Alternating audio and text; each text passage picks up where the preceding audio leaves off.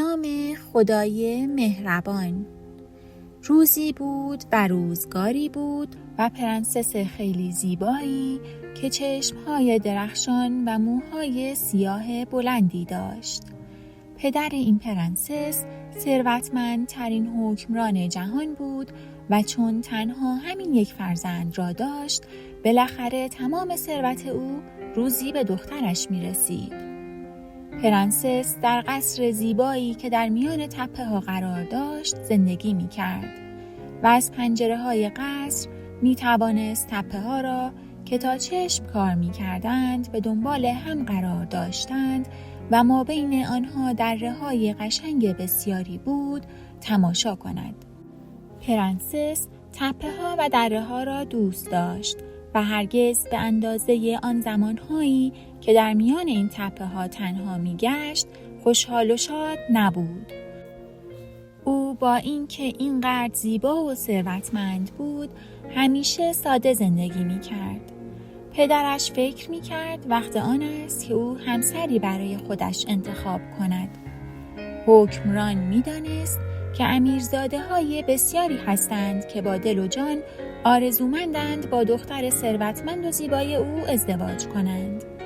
بنابراین در جشن 18مین سال تولد پرنسس حکمران به او گفت: عزیزم، حالا موقع آن است که از گردش در میان تپه ها و دره ها دست برداری و دیگر مانند دختران دهاتی زندگی نکنی. در حقیقت باید به فکر ازدواج با امیرزاده ای باشی. پرنسس سرش را تکان داد و گفت: نه پدر عزیزم، من اصلاً نمیخواهم ازدواج کنم. امیر گفت: اما فرزند عزیزم، امروز 3 نامه از 3 امیرزاده برای من رسیده است. یکی از امیرزاده براگانزا، یکی از امیرزاده ماتیفل و یکی هم از امیرزاده اوفالیا. هر کدام از آنها تقاضای ازدواج با تو را دارند. پرنسس جواب داد: امیرزاده براگانزا یک آدم پیر احمق است و امیرزاده ماتیفل خیلی جوان، ولی من هرگز چیزی از امیرزاده اوفالیا نشنیدم، اما از اسمش معلوم است که از او بدم می آید. من هرگز با آنها ازدواج نخواهم کرد. پرنسس این حرفها را زد و پاهای کوچک خودش را به زمین کوبید. حکمران گفت: تو دختر بزرگی هستی و موقع آن رسیده که به جای بدخلقی لباس عروسی بپوشی. او دوباره سرش را تکان داد و گفت: آنها برای اینکه من زیبا و ثروتمند هستم می‌خواهند با من ازدواج کنند. پدر گفت: بله، این حرف تو کاملا درست است، اما برای من هم خیلی مشکل است که به هر 3 نفر آنها جواب رد بدهم و از طرفی ممکن است این جواب رد باعث جنگ و خونریزی بشود. ولی اگر تو نمیخواهی من تو را مجبور نمی کنم. تو می توانی با هر کس که مایل باشی ازدواج کنی. پرنسس جوابی نداد و از پنجره به بیرون نگاه کرد. در مقابل چشمان او تپه های زیبا و قشنگی که او آنها را دوست داشت گسترده شده بودند. روی تپه ها مهی سفید رنگ خوابیده بود و آنها را به شکل کوه‌هایی درآورده بود و دره ها هم پر از مه بودند. بالاخره پرنسس آهسته جواب داد: خیلی خوب، اگر شما می‌خواهید که من ازدواج کنم حرف شما را میپذیرم، اما من فقط با مردی ازدواج خواهم کرد که کاسه‌ای پر از مه برای من بیاورد.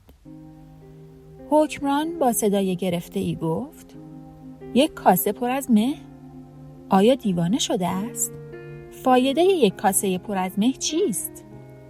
پرنسس مانند کسی که در خواب حرف میزند پاسخ داد: از میان مه همه چیز زیباتر و قشنگتر از هوای صاف دیده می شود. تپه ها به شکل کوه در می آیند و دره ها مانند سوراخ‌های عمیقی دیده می شوند و هنگامی که خورشید از میان مه می درخشد آدم خیال می کند که در آسمان ها زندگی می کند. من می خواهم همیشه یک کاسه پر از مه همراه داشته باشم تا از درون زیبایی آن به تمام دنیا نگاه کنم. حکمران دوباره گفت: فرزند من دیوانه شده است و هنگامی که ازدواج کرد حالش خوب خواهد شد. آه، وزیر دارد می آید. حالا به او چه بگویم؟ دختر گفت: من با کسی ازدواج خواهم کرد که کاسه‌ای پر از مه برای من بیاورد و هر کس چنین کاسه‌ای نداشته باشد و جرأت کند که از ازدواج با من حرف بزند، سرش باید از تنش جدا گردد. بعد از این حرف چشمان سیاهش درخشید و به سرعت دوید و از اتاق بیرون رفت. پادشاه به وزیر خودش گفت: شنیدی چه گفت؟ او دیوانه شده است. ولی با این وجود حرف او را همین امروز بعد از ظهر به تمام مردم جهان اعلام کن.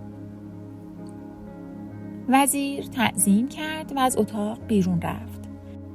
امیر هم رفت پشت میز تحریرش نشست تا جواب نامه‌های 3 امیرزاده را بنویسد. نوشتن جواب این نامه‌ها خیلی دشوار بود. آنقدر خط زد و دوباره نوشت که 20 تا نوک قلم شکسته شد و آنقدر به فکر فرو رفت که 30 دانه چوب قلم را با دندانهایش جوید. عاقبت این جواب را برای هر 3 امیرزاده فرستاد. پسر عموی عزیزم، نامه محبت آمیز شما امروز صبح رسید. آن را خواندیم. دختر ما به طرف خواستگاری دست رضایت دراز می کند که برای او کاسه‌ای پر از مه بیاورد. امیدواریم که شما بتوانید این هوس او را برآورید و ما مفتخر و شادان خواهیم بود که شما را به دامادی خودمان بپذیریم.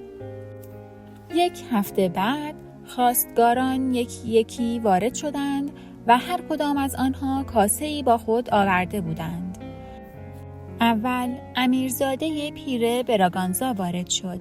چند قدم جلوتر از او غلامی با موهای بلند می آمد که کاسه‌ای طلایی را روی یک نازبالش سرخ مخمل حمل می کرد. این امیرزاده پیر صورتی پر از چین و چروک و زشت داشت و یک پایش هم کوتاه‌تر از پای دیگرش بود. امیر و پرنسس او را در اتاقی که تخت امیر در آن قرار داشت به حضور پذیرفتند. او لنگان لنگان وارد اتاق شد. غلام چند قدم جلوتر راه می رفت. در برابر تخت امیر ایستاد و غلام کاسه بزرگ طلایی را جلوی پای پرنسس بر زمین گذاشت. بعد از آن شاهزاده روی یک زانو نشست، با یکی از چشمان ورچروکیده و شرربار خودش به پرنسس چشمک زد و گفت: ای پرنسس زیبا، تو کاسه ای از مه می‌خواستی. من برای تو کاسه ای آوردم که بر دیوار قصر من آویخته بود و عنکبوت‌ها مانند مه بر آن تار تنیده‌اند. اما وقتی که تو به قصر من بیایی و ملکه من باشی، آن تار عنکبوت‌ها محو خواهند شد و دیگر به چشم نخواهند آمد. زیرا زیبایی و ثروت تو همه چیز را در نظر من مانند روزگار جوانی پاک و درخشان می سازد. پرنسس با تحقیر به کاسه طلایی که در جلوی پایش بود نگاه کرد. آن را غضبناک با لگد کوبید و تار عنکبوت‌ها روی زمین پخش شدند و گفت: ای پیر مرد کودن، من هرگز نمیخواهم ملکه قصر تو باشم. من کاسه پر از مهی میخواستم که روی تپه ها گسترده شده و تو برای من کاسه‌ای پر از تار عنکبوت آورده ای؟ به قصر پوسیده و تار عنکبوت گرفته خودت برگرد. بهتر است مرگ ملکه قصر تو باشد. بعد دستهایش را به هم کوبید. 4 سرباز وارد اتاق شدند تا امیرزاده پیر را به بیرون ببرند. امیرزاده متعجب مانده بود و نمیتوانست حرفی بزند. اما آهی کشید و به غلام خودش اشاره کرد تا کاسه طلایی را بردارد و به دنبال او برود. شاهزاده ماتیفل وارد شد. او جوان بود و لباس فاخری به تن داشت و یک پر زیبا به کلاهش زده بود، اما کمی قوز داشت و اصلاً چانه نداشت. به دنبال او غلامی کاسه‌ای پر از الماس را می آورد که ارزش آن بی حد بود و روی آن دستمالی زیبا از ابریشم بسیار لطیف کشیده بودند که مثل مه لغزان و سبک بود. امیرزاده مغرورانه به تالار وارد شد. آوازی را زیر لب زمزمه می کرد و عصایی را در دست تکان می داد. چون به نزدیک تخت رسید، کلاهش را برداشت. برای تعظیم آنقدر کمرش را خم کرد که پر کلاه به روی زمین کشیده شد و سپس گفت: ای پرنسس زیبا، تو کاسه‌ای پر از مه خواسته بودی. من برای تو کاسه‌ای آورده‌ام که دستمالی عروسانه همراه آن است که بهایی برایش نمیتوان قائل شد. در حقیقت تا آخرین شاهی هستی خود را برای آن خرج کردم. اما هنگامی که تو با ثروت و زیبایی خود حاضر بشوی که تاج امیری مرا بپذیری، من به دیناری احتیاج نخواهم داشت. غلام کاسه پر از الماس و دستمال گرانبها را پیش پای پرنسس گذاشت. اما پرنسس آن را به گوشه‌ای پرتاب کرد.